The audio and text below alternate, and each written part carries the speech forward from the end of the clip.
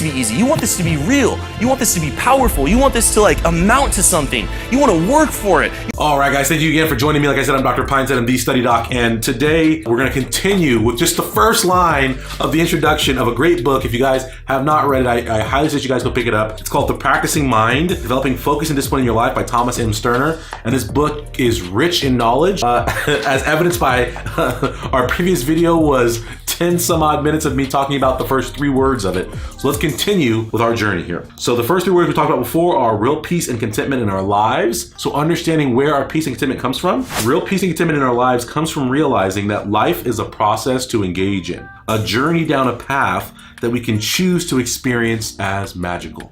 Again, I love this. For you guys, as we talk about real contentment and real joy, I talked about the fact yesterday that we have to align our lives, what our core principles are. The second part of finding real contentment and real joy, and this is actually science, this is not, right? I think sometimes you hear a fluffy quote and you don't understand the science behind some of it, but this is actually real. If you want to be joyful in what you're pursuing, right, in your goals, maybe it's pre-med, maybe it's being a successful student in college or in high school or in graduate school, wherever you're trying to be, we have to recognize that life is hard, right? Striving, going for a goal, it's hard, it's difficult, right? It's not easy. And so because the journey is hard, it can be, I don't want to say it can wear you down, but it can be difficult, right? In our feelings, we can see that difficulty and it can wear on us, and it can wear us down emotionally, spiritually, physically, right? Some of you guys, me during residency, putting on a ton of weight because it was wearing me down physically. This is honest, right? I couldn't wait for the end of residency. I felt like it was slave labor. It was an awful process. And for me, it was very difficult. It wore me down emotionally, it wore me down in so many ways. And the moment I finished residency, it was like a weight was off my shoulders. But what's interesting is that because it was such a grind in residency, I didn't practice what I preach. I didn't practice what I had always been about, which was essentially what this quote is talking about. Real peace and contentment in our lives come from realizing that life is a process to engage in, a journey down a path that we can choose. What I like about that is that we must recognize, and this is science here, is that our motivation, our happiness, our zest for wanting to do things gets zapped if we lose sight of the fact that life is truly a series of processes. Oftentimes, you guys as students, you say things like, why am I learning this? This is nothing what I want to do. Like, I just want to save patients. I just want to do this. I just want to write books. And you're like, why am I taking these other classes that have no bearing on what I want to do, right? Or I just want to get to this point. I wish I was what's that movie, 13 Going on 30? Great movie, guys. 30, flirty, and thriving or something like that.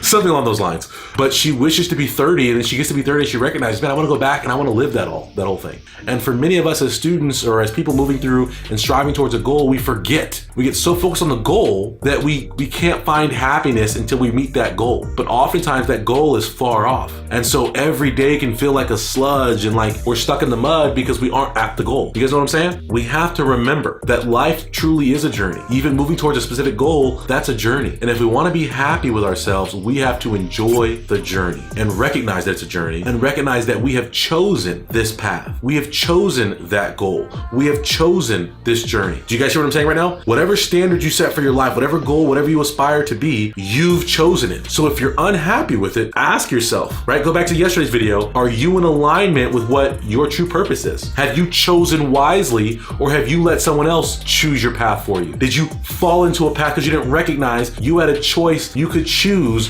what you want your life to be, what you want to become, what you're trying to strive for. Did you not recognize that? This might be a time to revisit that, okay? You're choosing this. And as part of that, we must understand that success is not instant. Our goal achievement, nothing worth having comes without what? Effort. Nothing worth having comes without what? Sacrifice. Nothing worth having comes without what? Significant time spent invested in that pursuit. So it will not be instant. We have chosen to sacrifice. We have chosen to work. We have chosen to dedicate large amounts of time. From someone who has been in school for forever, I can tell you this, right? 4 years of college, 2 years for a master's, 4 years of medical school, 4 years of residency. Man, I'm a career student, y'all. And now I'm out in the real world, and it's interesting. People say, like, when you get older, you have perspective. I got grains in my beard, y'all. That's why my beard is shaved today. You get perspective on that journey. And for some of you guys who are in this journey, you're like, man, it's so far away. That white coat is so far away. For you guys who are younger, you're like, man, college graduation is so far away. This is,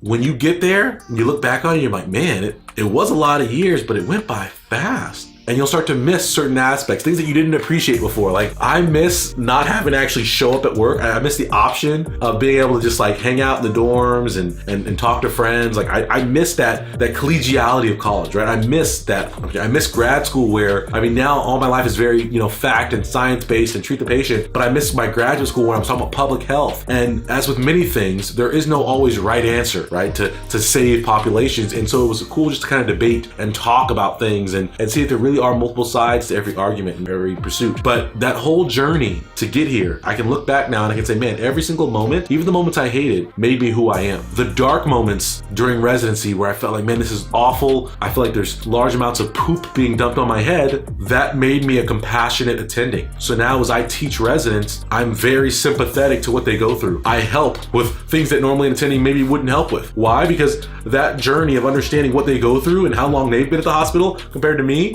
gives me the compassion to want to help them. So what I encourage all of you guys to do is to recognize what you're going through right now is temporary, one, but secondly, you chose it. And thirdly, it's a journey. And the joy is in the journey. Write this down. The joy is in the journey. This is science. There are various types of goals. And these goals result in different types of motivation and result in different types of happiness, joy, and contentment. The first type, which most of you guys are familiar with, is extrinsic motivation. Say it again. Extrinsic motivation, meaning your motivation comes from outside things. This is what most people are familiar with. It's the stick and the carrot. You say to yourself, man, if I do great, then I'm gonna get that carrot. I'm gonna get that trophy. I'm gonna get that dean's list. I'm gonna get that white coat. If I do poorly, my family will hate me. I will flunk out of school. Everyone will ridicule me and think I'm dumb. It's the carrot and the stick. That's extrinsic motivation. And that is the lowest form of motivation, although it is the most common, right? Because often, right, the lowest form of anything is often the most common. That's why being average is a travesty, because that means you're the lowest common denominator. We want to be above average. So extrinsic motivation is bad, not only because it doesn't really work as motivation, right? It's only short-lived bursts of motivation, but secondly, it doesn't actually create productivity. It doesn't create creativity. It doesn't create striving,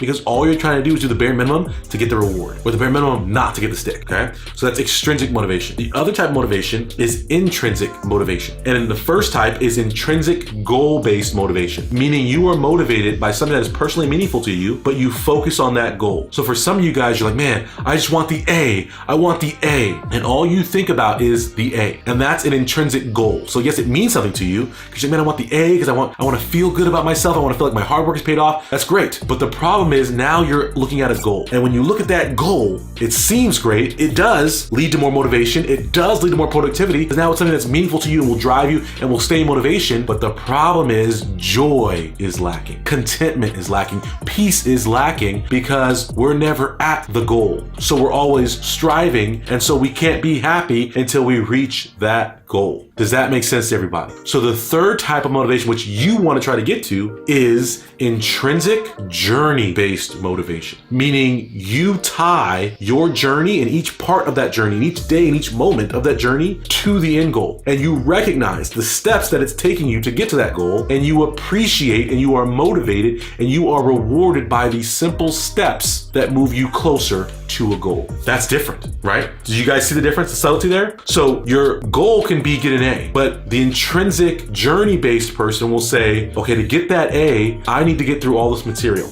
And to get through all this material and know it, I need to make sure that I'm working every day consistently. And as part of working every day, I want to make sure that I'm working hard during my study blocks, and then I'm taking an adequate break so I can be consistent. So that way I know, okay, wait, I need this many blocks. So if I get my 2 hours in today, that's a successful part of my journey. And I appreciate and I celebrate those 2 hours. And people used to trip off this. So you guys know I'm very unorthodox. But during college, I would go into tests and I would yell domination. But what I less often talk about is that after I would study, I would also domination, like not loud, if I'm in a library or whatever, domination, just like, yeah, I would vocalize it, domination, just to myself, because I want to celebrate the journey. I want to celebrate, I want to appreciate that moment. When I was in residency, even in these down moments, right, when I felt really in the sludge, what got me through was recognizing and pulling myself back to the fact that it is a journey. It is a journey. And the difficult patient you just had is setting you up so that way when you are an attending, when you are alone, you will be able to care for that difficult patient. You would have seen it before. You would have been through this. That gunshot wound, blood everywhere, that bloody airway. These are the moments that are training you. It's a journey. You got through it.